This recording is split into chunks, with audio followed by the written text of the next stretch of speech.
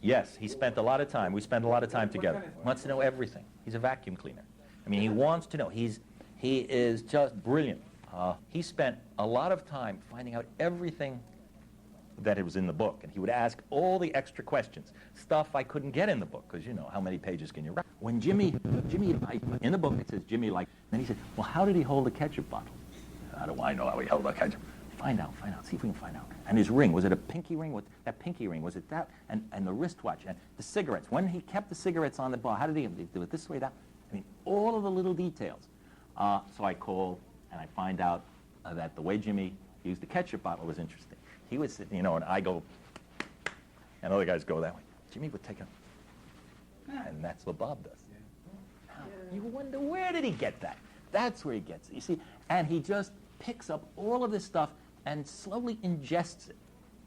And it all becomes a part of it. And we're talking, and he had just come from doing the Sean Penn movie in Vancouver. And he had the short haircut. So he had to wait until his hair grew in. And he, you know, he looked a little different, and we would just talk. And he was De Niro. I mean, he was just a person, and he's quite, I mean, he tries not to be very imposing. He's very normal.